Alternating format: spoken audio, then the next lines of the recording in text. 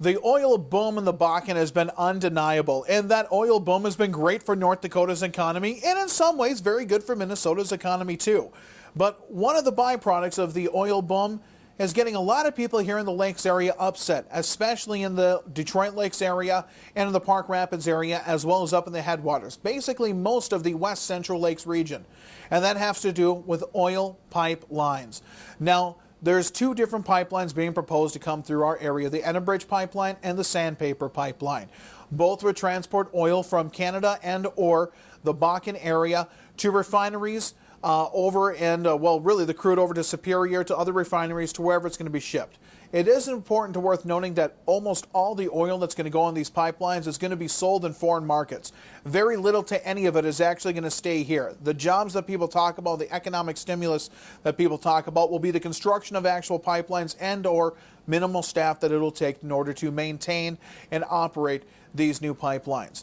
But what's scary is these pipelines are being laid in a lot of very sensitive areas. There's even a proposal to put the Sandpaper pipeline, one of the alternative routes, would bring it right through Detroit Lakes. In fact, it would follow the line of a 24-inch natural gas pipeline that a lot of people might not realize cuts right around the lakes area and right through town and near many homes and many neighborhoods and many, many bodies of water.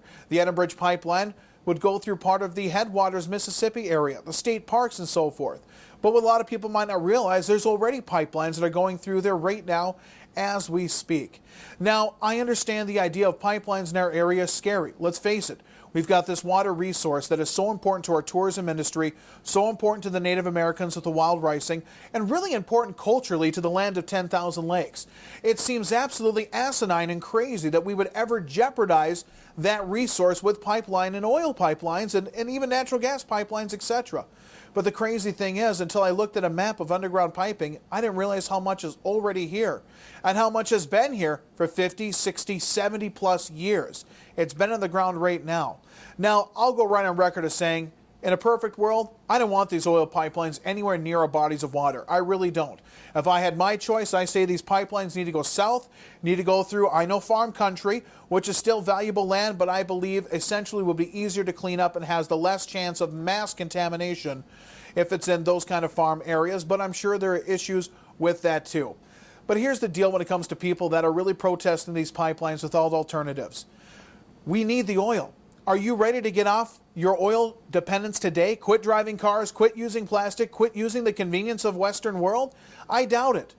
And we have not developed the natural resources like LG or electric or anything else that we need to power our automobiles. And I'll be more frank, I'm not willing to give up my lifestyle right now. Are you willing to give up yours completely? We're going to have to get this oil shipped somewhere. It's going to have to get to market. And the only alternative are the rail cars. And right now, there is not enough rail cars in order to ship this stuff. Bakken oil is more profitable than grain and other ag products, and it's harvest season coming soon. And I know farmers are worried about getting their ag products to market, something that is very, very important here to western Minnesota. The pipeline would alleviate that. But of course, there are problems with pipelines. There have been big spills in Michigan. There have been big spills all across the country and small ones. We've had grain rail shipment derailments too.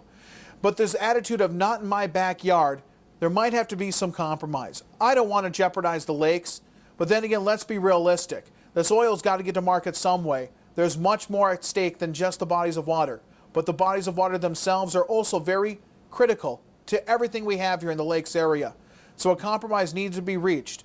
Or we need to completely get off oil, and you and I both know that's not happening anytime soon.